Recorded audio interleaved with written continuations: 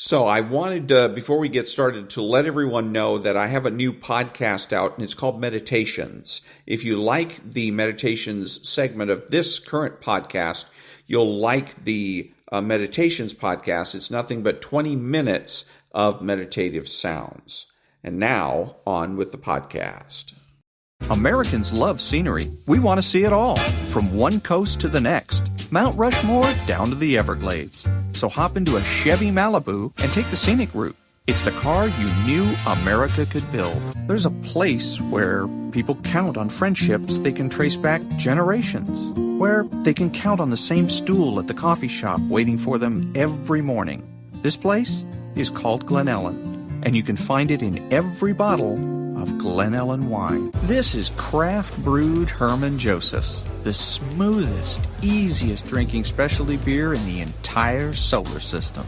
And I believe you'll find drinkable in the dictionary right after don't order a beer you can't drink. Zoingo! Boingo! The freestyle pogo with more boing, more bounce. Bounce further, bounce higher with Zoingo Boingo. To see what makes Arrowhead Mountain Spring water different from those other waters, you have to go back to the source. And with Arrowhead, that means going back a little farther and longer than most. Between security challenged and security strengthened, there's one important word: how.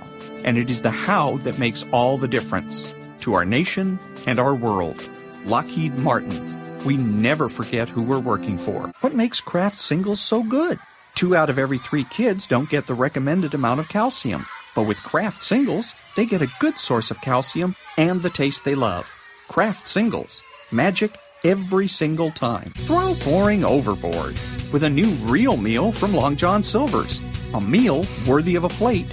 Just $4.99. Only at Long John Silver's. We may not all be geniuses, but we can all do something smart. Introducing the Hyundai 199 Sonata Lease. It's a smart deal on a really smart car.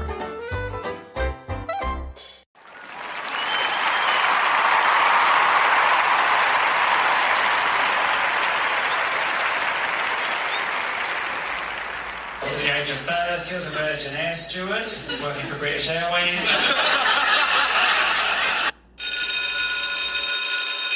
Good morning. It's Thursday, Gaslighting Thursday, June the 19th, and this is The True Conservative. Welcome to all the butchers and bakers and candlestick makers out there. I'm Ron, your host, and the only true conservative in the United States today. So today, after the Serenity Prayer and the patriotic song of the day, we will have the headlines: Patriotic Shorts, Motivation, Bishop Barron, Ayn Rand, and Gaslighting. All that and more when I get back.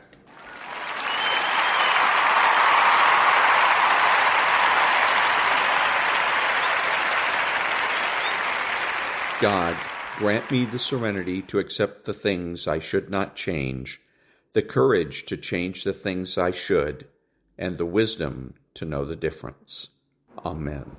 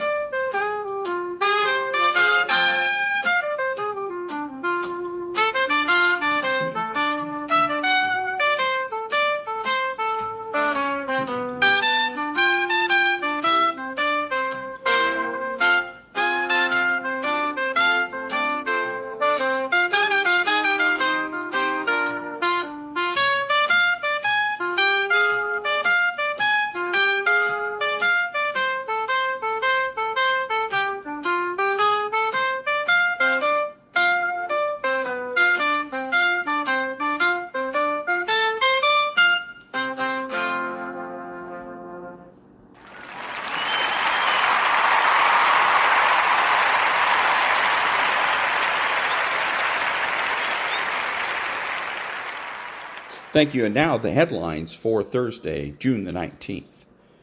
Just in, Tom Homan announces Border Patrol had only 95 encounters with illegals total yesterday along the entire 2,000-mile southern border. This is the lowest number in history.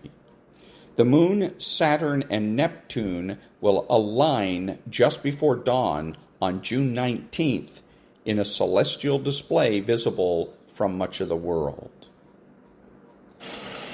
Pete Hegseth has deployed 700 military personnel to Texas, Florida, and Louisiana to assist ICE deportation operations per DOD.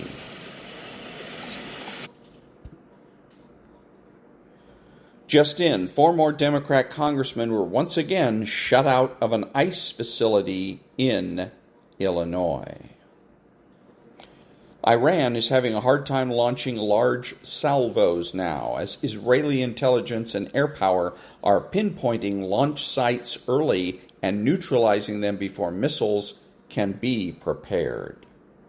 The Justice Department plans to slash the number of inspectors who monitor federally licensed gun dealers by 2/3. The Ayatollah reveals big surprise was how much he saved on car insurance by switching to Geico. And those are the headlines for Thursday, June the 19th. Back in a minute.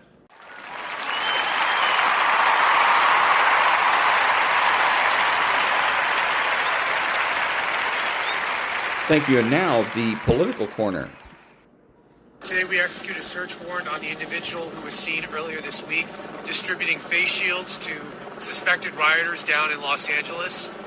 We have made it a huge priority to try to identify, locate, and arrest those who are involved in organizing, supporting, funding, or facilitating these riots that they're going on. It appears they're well orchestrated and coordinated and well funded, so we want to understand who these people are and where this organization is coming from. And today was one of those first arrests, the key arrests that we did. And that was the political corner. Back in a minute.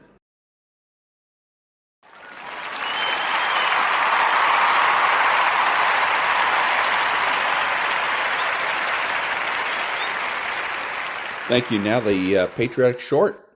His name was Ted Cummings, and he became a gunnery specialist with the 1st Marine Raider Battalion, Edson's Raiders.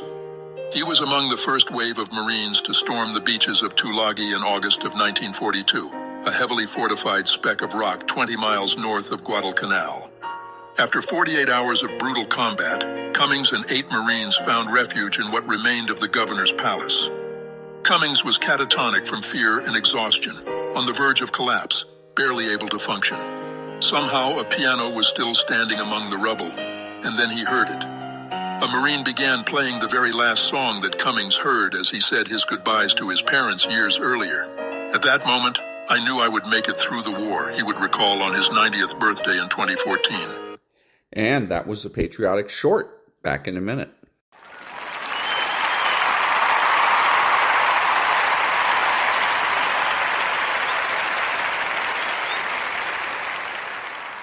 Thank you. Now, motivation. You don't become what you want. You become where your habits take you. Nothing's ever going to be given to you. Everything's going to be earned. If you don't go out there and put in the work, you don't go out and put in the effort, 1, you're not going to get the results.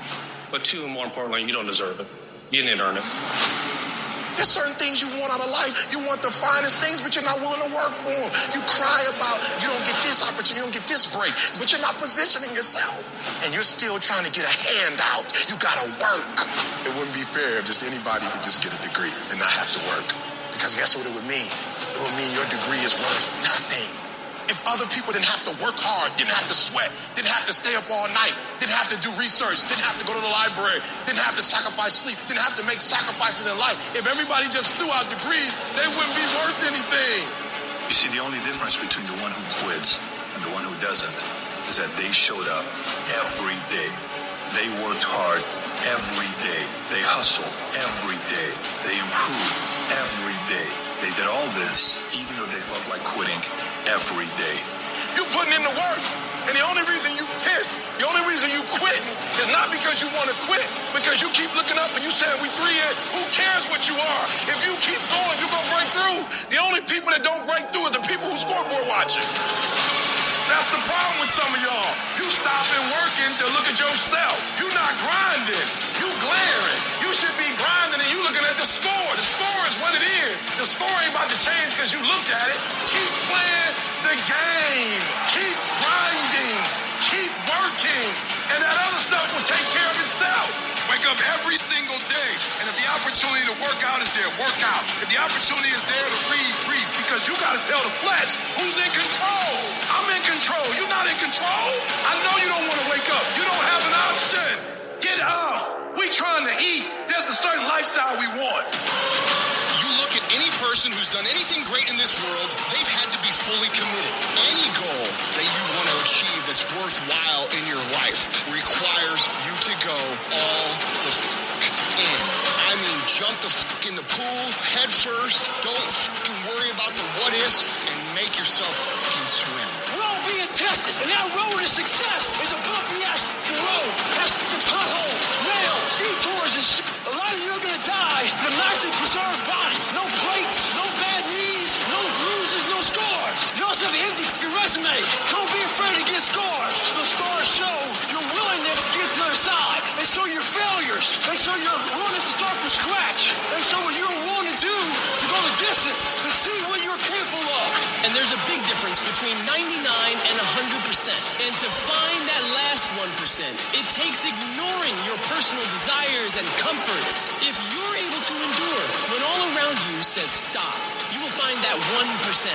It's a commitment, not a feeling. When you get up in the morning, you don't give yourself a choice. You grind, no matter what. When you're just not feeling it, you gotta force yourself. When your feelings tell you no, you tell them to shut the fuck up. You don't want to get up and get out of bed, you get up and get the fuck out of bed. You don't want to study, you fucking study.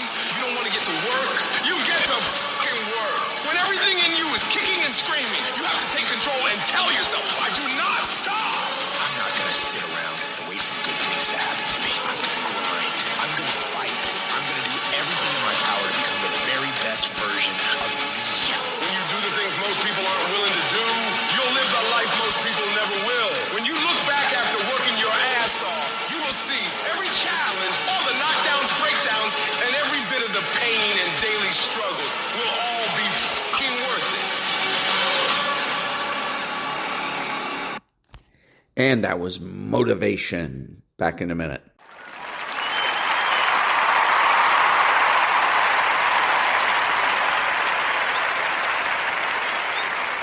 And now, meditation.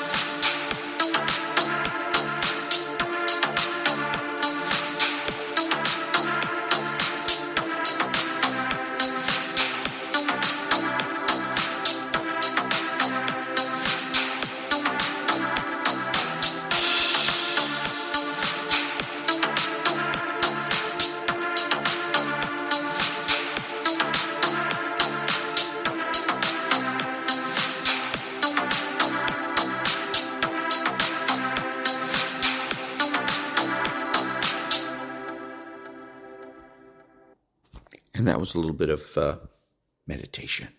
Back in a minute.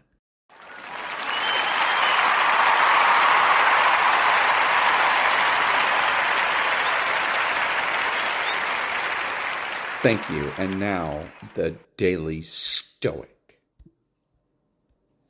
October, virtue and kindness. Let virtue shine bright. Does the light of a lamp shine and keep its glow until its fuel is spent? Why shouldn't your truth, justice, and self-control shine until you are extinguished? Marcus Aurelius, Meditations 12.15. And that was the Daily Stoic. And now, His Excellency, Bishop Robert Barron. My ability to speak articulately is correlated very directly to my ability to hear. If I hear certain voices, I'm going to start reproducing them. That's the way we learn language. A lot of people in our culture, they are tuned to other voices. The voice I've talked about a lot with you of subjectivist individualism, the voice of moral relativism. If these are all the voices we ever hear, that's all we're ever going to say. What's the point? We in our culture are often deaf to the voice of God, deaf to this higher voice that speaks a divine spiritual truth, that speaks of eternal moral values, that speaks of the existence and demand and invitation of God. We're deaf to that voice. And therefore, what? We are inarticulate in our capacity to express these truths because we can't hear them. And that was His Excellency Bishop Robert Barron. And now, the Ayn Rand thought of the day. Quote, in this country, few people care to advocate, to defend, or to even understand capitalism, yet fewer still wish to give up its advantages. So if they are told that capitalism is compatible with controls, with the particular controls which further their particular interests, they will go along with such programs, in the comforting belief that the results will be nothing worse than a modified capitalism.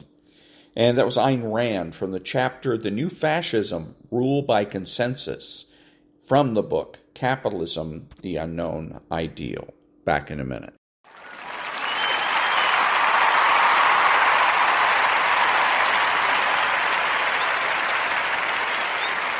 Thank you. And now, from the book that is called How to Use Dark Psychology to Influence Decisions, etc. And we're now at the illusion of integrity. And it's about Machiavellianism. What makes Machiavellianism so dangerous is its invisibility. These individuals are often polished, articulate, and admired. Their intentions are masked behind charm, charisma, or professionalism. One of the most telling examples comes from the world of politics. A Machiavellian leader may cultivate an image of peace, compassion, or integrity while enacting ruthless strategies behind the scenes. This gap between image and reality is a hallmark of the Machiavellian mind. It's not about honesty, it's about results. And while historical examples abound, you'll also find those personalities in corporate boardrooms, universities, nonprofits, even spiritual movements. They are wherever influence can be gained and power can be consolidated, using people like pieces on a chessboard. To a Machiavellian, people are often seen less as individuals and more as resources. Colleagues are tools. Friends are leverage. Even romantic partners may be strategic assets. Imagine a new hire in an office who immediately begins mapping out the power structure, identifying allies, threats, and opportunities. To others, they may seem friendly or driven, but in reality, their actions are calculated. They know who to charm, who to ignore, and when to act. It's all part of a larger plan. This doesn't mean they're emotionless, but their emotions are rarely allowed to interfere with their goals. They perform connection and loyalty, but only as long as it serves a purpose. The fear factor. One of the key lessons from The Prince is this: it is better to be feared than loved if you cannot be both. Machiavellians take this to heart. While they may work to gain admiration, they never hesitate to instill fear when it benefits them. They carefully calibrate their image to create both respect and intimidation, two tools that ensure compliance. They may not raise their voice or issue threats. Instead, they let people feel that consequences are always just around the corner. The result is silent control. And next time will be psychopathy. And let's see what else we got here. And that'll be about it for next time. Psychopathy. And again, this is the book, How to Use Dark Psychology to Influence Decisions and Dominate Conversations. And let's see who wrote this. It is by Tim Kerman. Back in a minute.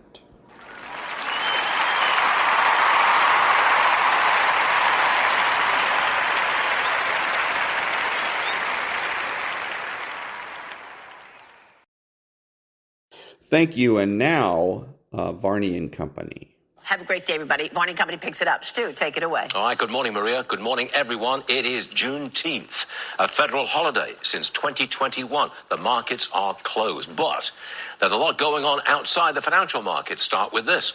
An Iranian missile hits the largest hospital in southern Israel. Other strikes injured more than 80 people. Netanyahu says, we will extract the full price from the tyrants in Tehran.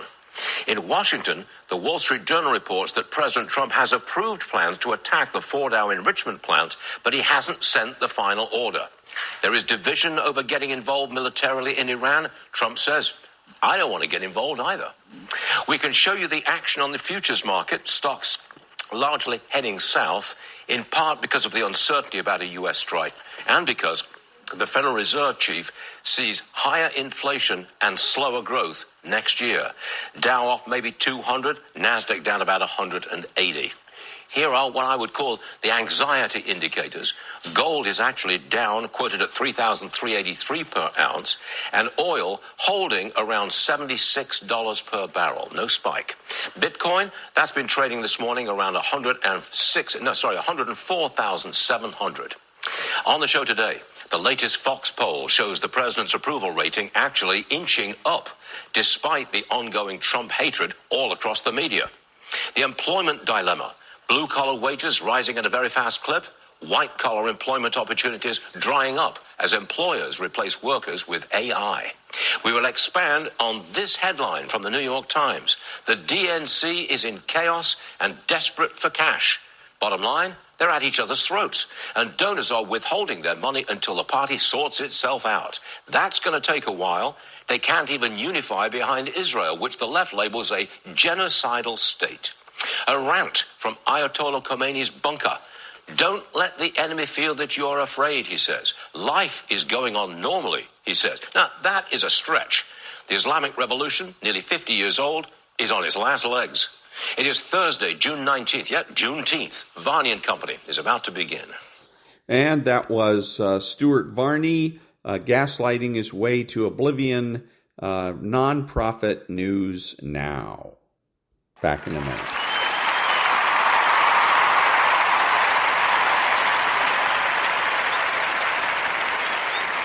Thank you. And now from a book that's called Good Inside. What's the opposite of understanding? For this argument's sake, it's convincing. Convincing is the attempt to prove a singular reality, to prove that only one thing is true. Convincing is an attempt to be right, and as a result make the other person wrong. It rests on the assumption that there's only one correct viewpoint. And then my question is this supposed to be convincing? Further, convincing has one goal in mind, being right. And here's the unfortunate consequence of being right. The other person feels unseen and unheard, at which point most people become infuriated and combative, because it feels as if the other person does not accept your realness or worth. Feeling unseen and unheard makes connection impossible. Understanding two things are true and convincing one thing is true are diametrically opposed ways of approaching other people, so a powerful first step in any interaction is to notice which mode you're in. When you're in one thing is true mode, you're judgmental of and reactive to someone else's experience because it feels like an assault on your own truth. As a result, you will seek to prove your own point of view, which in turn makes the other person defensive because they need to uphold the realness of their experience. In one thing is true mode, exchanges escalate quickly. Each person thinks they're arguing about the content of the conversation when in fact they're trying to defend that they are a real, worthy person with a real, truthful experience. And again, is this convincing? Back in a minute.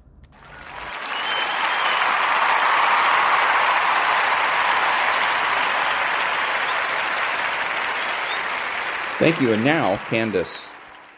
Une réalité trafiquée. Vous voulez des exemples? Très bien. Ouvrez grand les yeux. La politique? Vous croyez aux promesses des politiciens, mauvais choix. Vous n'êtes qu'une statistique ambulante pour eux, une case dans un tableau Excel. Ils ne gouvernent pas pour vous, mais pour préserver un système qui les nourrit. L'amour, vous vous imaginez que c'est Netflix, une couette partagée. Ouvrez les yeux, l'amour, c'est du travail, du chaos et parfois une guerre froide qui dure 20 ans. Le bonheur, vous pensez qu'il s'achète, qu'il se mesure en likes et en voyage Instagrammable. Réveillez-vous, le bonheur n'est pas un objectif, c'est un leurre qu'on vous vend pour que vous couriez après une image dorée que la société a fabriquée pour vous. Les psys, vous croyez qu'ils ont la clé de votre esprit? Non, ils appliquent les formules, distribuent des médicaments qui inhibent plus qu'ils ne guérissent. La vérité, c'est que personne ne sort de la dépression grâce à une pilule, on s'en sort uniquement par la force du mental. Vous vivez dans une matrice, une réalité peinte avec les couleurs qu'on vous impose, mais moi, je vois la peinture s'écailler. L'œil qui voit au-delà des illusions. L'œil de la connaissance. And that was Candace. Back in a minute.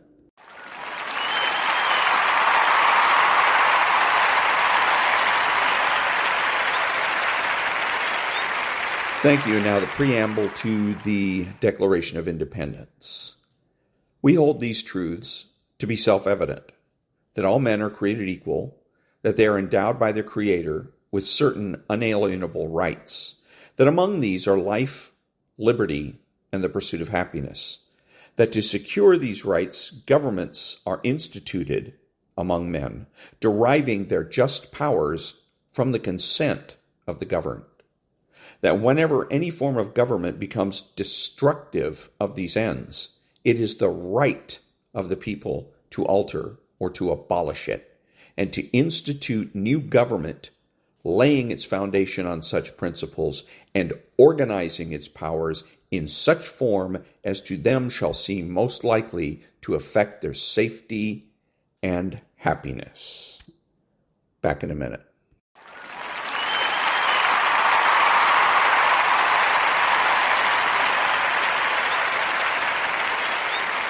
Thank you. And now, Europe.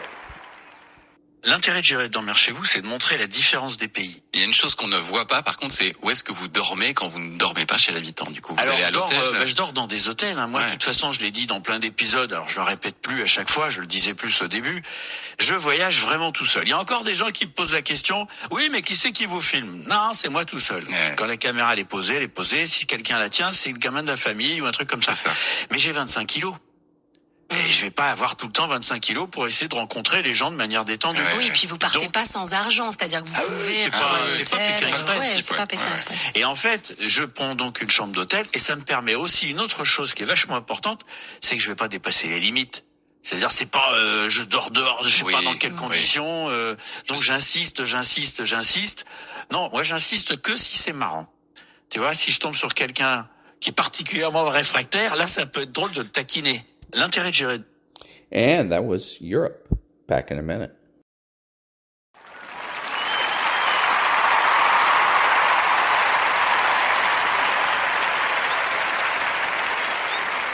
Thank you. Now, what does the phrase, if you're explaining, you're losing, mean? This was said by Ronald Reagan, speaking of political campaigns. From the perspective of your audience, if you have to explain yourself, you come off looking desperate to convince. As a consequence, you lose the high ground.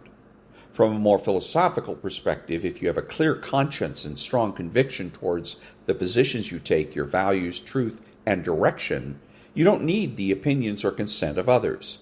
As a consequence, you don't need to explain yourself. However, if you yourself are not convinced of the validity and truth of your position, or you can't fully justify your choices, then you continue to expel words in an attempt to create the illusion of certainty. Back in a minute.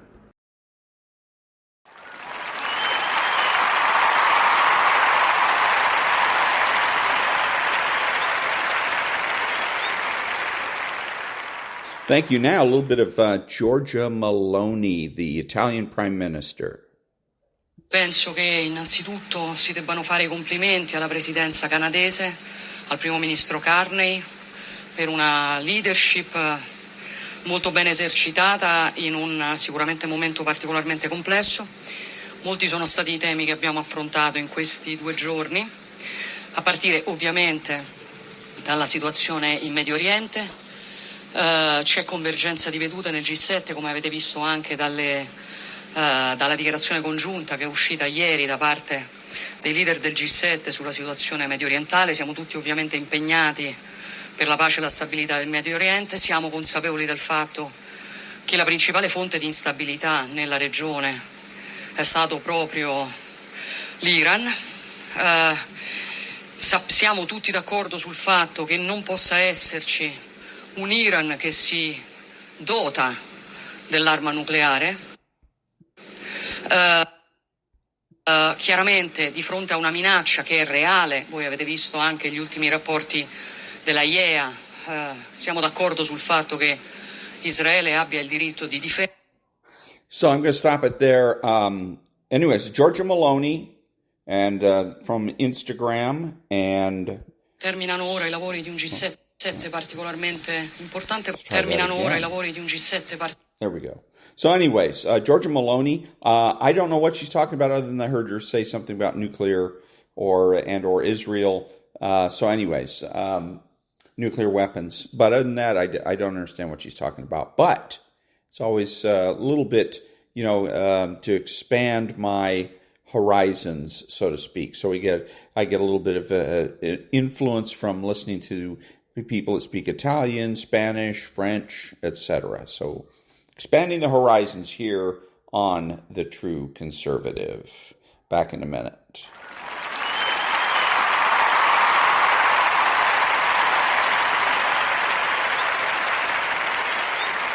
Thank you. And now a little bit of Spanish action. I don't think this is the Prime Minister of Spain, but he's a government official anyways. Here we go. Y no vamos a romper la estabilidad de un gran país como es España, que vive uno de sus mejores momentos de las últimas décadas, para ponerlos en manos de la peor oposición que ha tenido la historia democrática de nuestro país, en manos del señor Feijóo y del señor Abascal. España lidera el crecimiento económico y la creación de empleo en la eurozona. España es uno de los países más avanzados en transición ecológica y más comprometidos en el multilateralismo y en la paz en el mundo. Y está consiguiendo por primera vez desde la crisis financiera reducir la desigualdad y la pobreza, a la vez que aumenta el poder adquisitivo de sus hogares y los beneficios de las empresas. Y por tanto no vamos a permitir que la posible corrupción de unos pocos, que tendrá que ser dirimida y sustanciada por los tribunales, ponga en peligro ese buen rumbo del país y amenace las pensiones, los salarios, los derechos de las mujeres, los servicios públicos, en definitiva los derechos de 48 millones de personas. No vamos a permitir que la supuesta, insisto, corrupción de unos pocos, que tendrá que ser sustanciada, en este caso en los juzgados, eche por tierra la integridad de una de las administraciones públicas más limpias de la historia democrática de nuestro país. And again, that was actually, it says here, Sanchez Castejon and PSOC. That's the account from Instagram. So again, expanding the horizons here on The True Conservative, a little bit of Spain Spanish action going on. Back in a minute.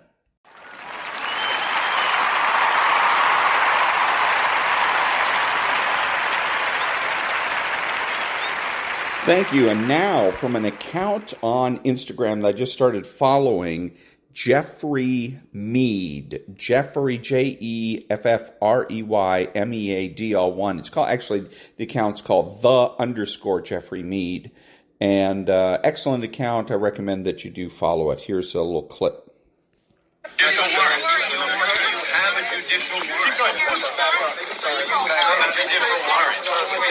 And I see the judicial warrant. And I see the warrant. I will let go when you show me the judicial warrant. Where is it? Sir, where is the warrant? Under my hand. Here. You obstructed. Sir, you obstructed. Take it to see the warrant. Take it right back. Take it back. Step back. We don't have authority. You don't have the authority to arrest U.S. citizens. Sir, you don't have the authority to arrest U.S. citizens. So that was the New York City comptroller actively committing a crime. It is a federal offense to forcibly assault, resist, oppose, impede, intimidate, or interfere with any federal officer while they're doing their job. So when he locks arms with this person they're trying to take into custody, he is resisting the federal government doing their job. He's impeding on the federal government doing their job.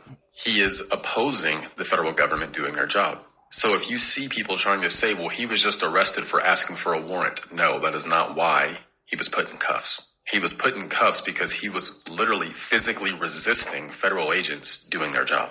And the video is proof of it. So do not let them lie to you. It's not fact. And that was Jeffrey Mead. Again, the Jeffrey Mead on Instagram. I recommend you follow the account. Back in a minute.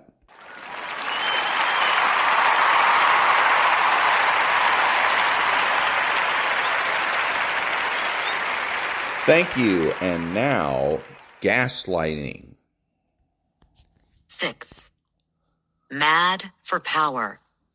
Gaslighters in politics, society, and social media.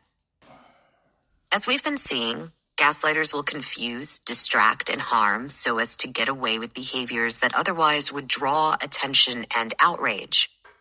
Unfortunately, this is as true for public figures as for private citizens. Think about the damage that can be done when gaslighters take to the big stage of politics, traditional media, or social media. The potential to destabilize, skew reality, abuse, and control behavior and choices soars.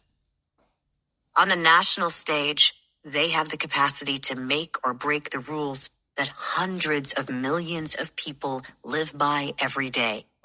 They can make laws that affect our access to such services as healthcare and the safety of our air and water and food supply. That kind of power in the hands of a gaslighting personality is a true recipe for disaster. That's why it's so important that citizens use their sacred voting right and be willing to step up and take action when people in public office are disregarding the needs of the public. But I'm getting ahead of myself.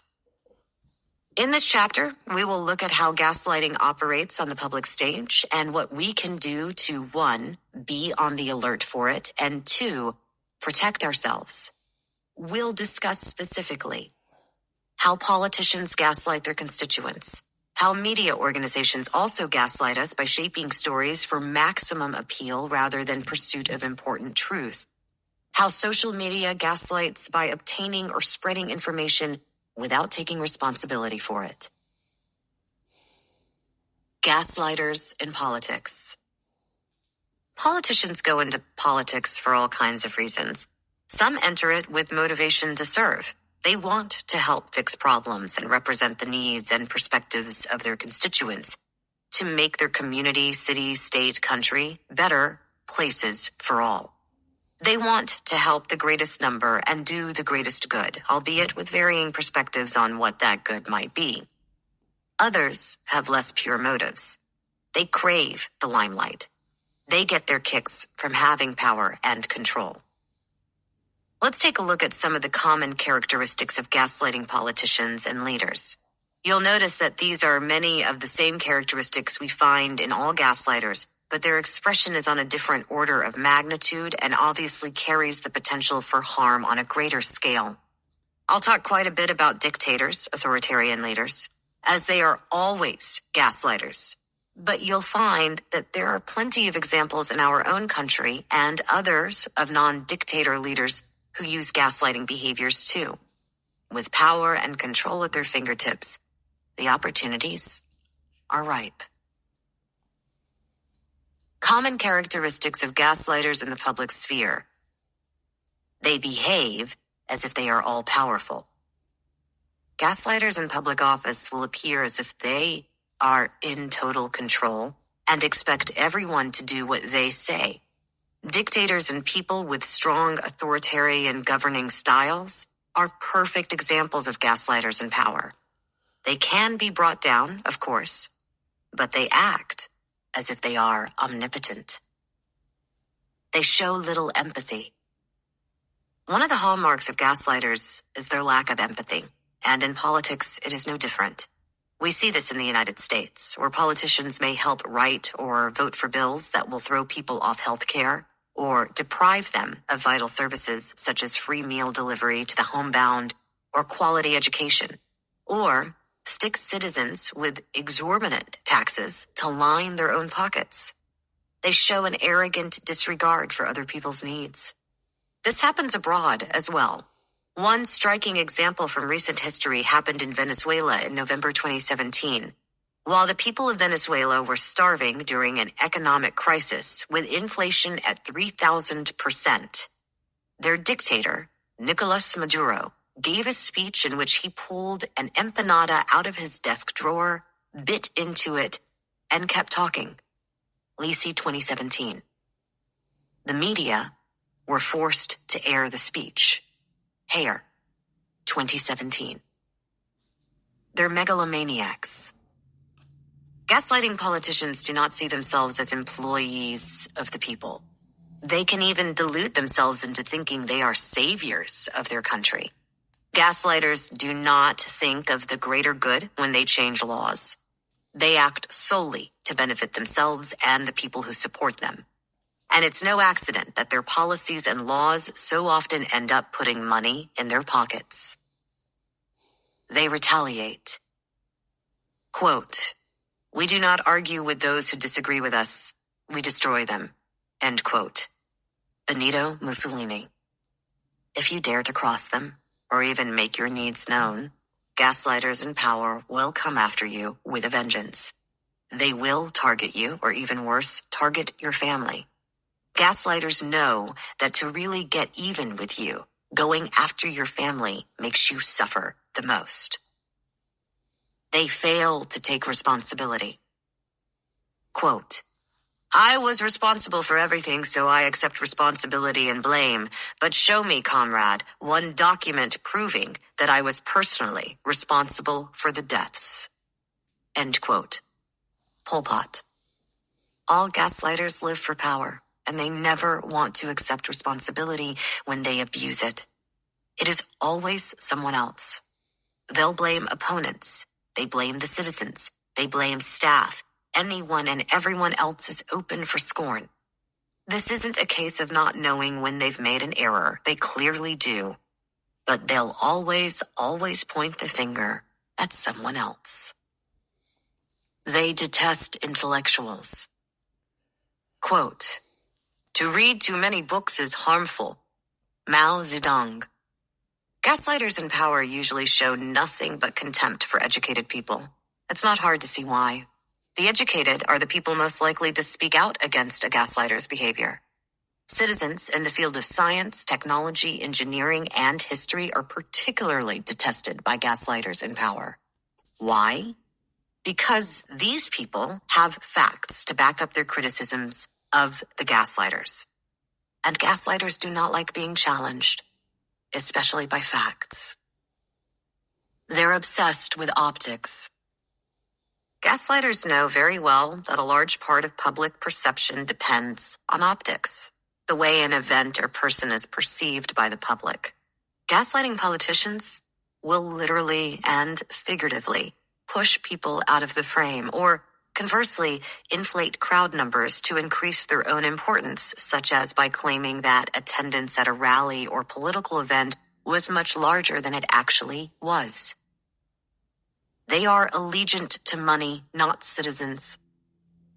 Gaslighters in politics have one primary allegiance: to money, particularly their own. They live and die by the almighty dollar. Don't expect them to vote based on what their constituency wants and needs. They are strongly influenced by the people and organizations who give them money. They vote and govern based on who writes the biggest check. While one may argue that many politicians do this, gaslighters take it to an extreme. It can get to the point where politicians take straight-up bribes, don't even know what their constituents want, nor do they take any time to meet with those they represent. These politicians know who owns them and act accordingly. U.S. gun laws are a perfect reflection of this pay-to-play, money trumps all mentality. According to a 2017 report by the Center for Responsive Politics, in 2016, the National Rifle Association, NRA, gave over $1 million to politicians. Since 1998, the NRA has given $4.23 million to current members of the U.S. Congress, Williams, 2017. Take a look at how Congress votes on gun laws by checking out a report by National Public Radio, Kurtzleben, 2018. Think that's a coincidence? Their words don't match their actions. Quote, "Politics is when you say you are going to do one thing while intending to do another. Then you do neither what you said or what you intended." End quote. Saddam Hussein. While many politicians promise things during election season and don't fulfill them when they get into office, gaslighters take this to an extreme. As you learned in Chapter 1, gaslighters talk a good game, but rarely do they follow it up with actions. One way to check whether politicians, particularly legislators at both the state and federal level, are doing what they say is to look up how they voted on particular bills. For more information on where to find this information, refer to the downloadable PDF included with this audiobook. They turn citizens against marginalized groups. Gaslighting politicians compare their opponents to the worst evils. These types of politicians feed off people's fear. If you turn people against a particular group, be it a political party, race, age, or culture, by inciting fear, you get those people to align with you. You then also conveniently have a target for all the woes you claim are happening to your country. This ties into gaslighters' lack of responsibility. Blame a group for everything and turn large numbers of people against them. This ropes in frightened individuals to do the work for the gaslighter. As you heard earlier, gaslighters get a high off being able to manipulate people on that scale. They seem to act irrationally. Act is the key word here. Acting outraged can just be a cover, a distractor from the cold, calculating gaslighter personality. The term crazy like a fox typifies the gaslighter. Gaslighters know exactly what they are doing, and they know how to work a crowd. If you appeal to people's base emotion of fear, they can be very easily manipulated. Germany under Adolf Hitler is a good example of this. Hitler would whip crowds into a frenzy with his yelling, xenophobic rhetoric, wild hand movements, and exaggerated gestures. He was acting, creating a persona to mesmerize his listeners, and it drew people in. They don't know the word cooperation. Gaslighting politicians do not believe in cooperation. They pit people against one another to further their own agenda. Except in one key aspect. They do require that everyone under them do what they want. In other words, do as they are told. If staff do not obey, they are met with quick rebuke and can expect to be dismissed at any time. And heaven help the subordinates whose gaslighting boss feels they have gone against him in public. Such bad optics are not tolerated. They make people dependent on them. If you keep your staff and citizens dependent on you, then you can pretty much get away with anything. They will not question you, even when your behavior is outrageous. If they questioned you, it would mean risking being cut off by you. One of the ways that gaslighting leaders achieve dependence is by initially aligning with a weak ally. Gaslighting leaders get the benefit of riding the coattails of an ally. And by the time they inevitably reach a higher level of power than the ally is dependent on them. The ally is then sometimes crushed by the gaslighters, now being seen as unwanted competition and expendable. At the same time, gaslighters crave having others depend on them, for it fills their narcissistic needs. For example, Tsarina Alexandra Fedorovna, wife of Tsar Nicholas II, believed that Grigory Rasputin helped heal her son from the effects of hemophilia. The more dependent Alexandra became on Rasputin, especially when the Tsar left town to oversee Russian armies during World War I, the more influence he gained over her, contributing to the polarization between the family and Russia's citizens and government. Radcliffe, 2017. Their information of choice is questionable. Quote, "What good fortunes for governments that the people do not think." End quote. Adolf Hitler.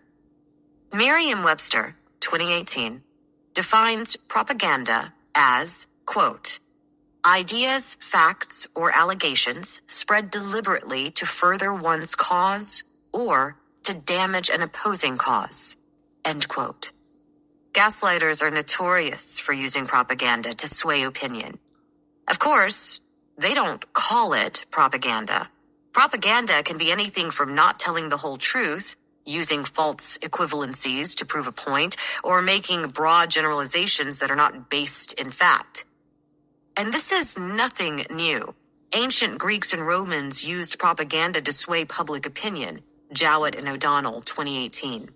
Usually, the quote-unquote information is presented in such a way as to scare people, anger them, and or turn them against a particular group. Again, gaslighters are not interested in facts. Their goal is to consolidate and maintain power. They try to rewrite history. Gaslighting leaders hate any symbolism or history that came before them. It's as if they think they can reprogram citizens into thinking that the world started with their reign. It is a form of cultural genocide. This can take the form of destroying religious artifacts or buildings. In 2001, the Taliban destroyed by dynamite a pair of enormous 6th century statues, the Buddhas of Bamiyan. 70 years earlier, to enforce the USSR's policy of state atheism, Joseph Stalin ordered the destruction of the original Cathedral of Christ the Savior in Moscow. Any sign of the past or different ways of thinking are a threat to gaslighting leaders. They give themselves titles. Not content with just being president or king, gaslighting leaders will give themselves special titles. They use this title as a message to everyone that they are more important than the people they serve. In North Korea, Kim Il-sung, 1912 to 1994, called himself Great Leader. His son, Kim Jong-il, 1941 to 2011, was Dear Leader. And the present ruler, Kim Jong-un, Supreme Leader. Gaslighters also tend to use these titles, or their names, in third person, including referring to themselves with the royal we. They project. Quote, "It is a lie that I made the people starve. A lie in my face. This shows how little patriotism there is, how many treasonable offenses were committed." Nicolae Ceausescu. Projection is a classic behavior of gaslighters, who put their own issues onto others. For instance, a politician may call someone a crook when he himself is the one who lacks ethics or is actually breaking the law. Gaslighters accuse an opponent of spreading misinformation about them when they themselves started the smear campaign, just to be able to scoff at or challenge it. it's a classic move to distract and to hold one's own anxiety about one's faults or weaknesses at bay. It's worth paying attention to what people say about others. It's often quite indicative of how they feel about themselves. They have reaction formation. Reaction formation is the psychological term for when people with anxiety and fears about something act as if they are adamantly against it. While reaction formation is damaging enough in families, politicians have the capacity to punish population groups for a behavior they actually share. For instance, a politician who is adamantly anti-gay rights is then discovered to be gay. One campaigning on family values turns out to have had multiple affairs. Or a pro-life politician persuades his mistress to get an abortion. In the hands of a politician, reaction formation can not only be an extreme form of hypocrisy, but have brutal consequences. They repeat outrageous lies. Quote, "There is no state with a democracy except Libya on the whole planet." End quote. Muammar Gaddafi. Gaslighters are notorious for lying. When these lies are spouted from a politician's bullhorn, it has the effect of eroding the collective sense of reality. They'll repeat their lies over and over until people start to believe them. It doesn't make a difference that there is no credible source to back them up. Also, the bigger the lie, the more you won't notice all the other smaller lies that are sneaking right past you. They do this to destabilize, to weaken our grasp on what's real, and to consolidate their power. They need to stay in the people's consciousness. Quote, "I am the object of criticism around the world, but I think that since I am being discussed, then I am on the right track." End quote. Kim Jong-il. Gaslighting dictators can't stand when they are being ignored. They crave attention. They want to be in people's minds all the time. They don't care whether it's good or bad attention. They need it, like they need air. Attention from constituents or followers gives gaslighters legitimacy. Social media is ripe for giving such politicians what they need. They will make a statement that is outrageous just to get attention, and it will then be repeated again and again online. Gaslighting leaders will commission works of arts with themselves as the main subject, even when citizens are starving. Remember that gaslighters don't care whether attention is positive or negative attention. To them, attention of any kind is attention. So that was Gaslighting by, Stephanie Moulton Sarkis, PhD, Recognize Manipulative and Emotionally Abusive People and Break Free. Now, the problem here is with her idea or definition of gaslighting. It's incomplete. To her, in this political section, anybody who has legitimate, any sort of authority, but even legitimate authority, and uses that legitimate authority is a gaslighter and is gaslighting. No, that's not true. Parents aren't necessarily gaslighting. Supervisors, CEOs, legitimately, duly elected people in politicians in a democracy are not necessarily gaslighting. They may be slinging propaganda, but so what? That's to be expected. The way to figure out whether or not the person is gaslighting, are they acting in good faith? The way to find that out is to look at the person in terms of transparency. Are they trying to be transparent? Are they avoiding identifying themselves as to who they are or where they stand on any given issue? If they do that, then you look out. You're about to be gaslit. Somebody did that with me in the at Vaughn's when I was standing in line. Came up and said, "Hey, how about that speech by Donald Trump?" Right? And he said it in a very positive tone of voice. They love to use tone of voice Very positive tone of voice. So you would assume, if you're not looking for it, you're going to assume that he's a Trump supporter, right? So you're going to start talking, if you're a Trump supporter, talking in glowing terms about Trump, and then he's going to start punishing you for that. He's going to now has you identified as a Trump supporter while he is hiding. He's pretending to be a Trump supporter when in reality he is not. So then he's going to start asking you questions that are designed to make both Donald Trump and you look stupid. And you're going to end up confused and basically with your eyeballs spinning counterclockwise because you can't understand what happened. They'll get you twisted, wrapped around the flagpole. So once you have a situation like this, when I recognized what was going on, because I listened to my conscience says something's not quite right here. And then I realized what was happening. I said what he was doing. I disregarded pretty much what he was saying and asked, what is he doing? He is trying to get me to identify myself without him identifying himself first. So when he did that, I said, oh, so you're a Trump supporter. When he said, oh, how about Trump's speech last night? I said, oh, you're a Trump supporter, huh? And he says, oh, no, I'm just asking. Oh, so you're a Trump hater. Well, no, I'm just asking. Then at this particular point, he won't identify himself as either way. There's no way that he is neutral on somebody like Donald Trump. Okay, it's not going to happen. So at that particular point, I know who he is. He's comrade. That's the way I like to refer to the left as comrade. So he's comrade.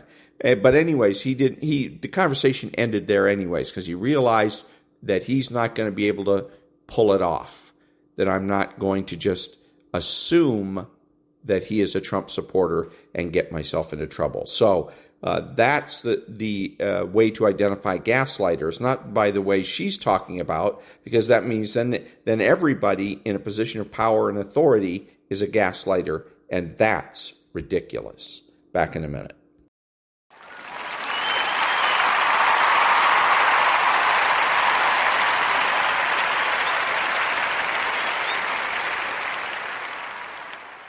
Thank you. This is Ron, your host and the only true conservative in the United States today, bidding adios to all the butchers, bakers, and candlestick makers out there, and reminding you that abortion is power for men.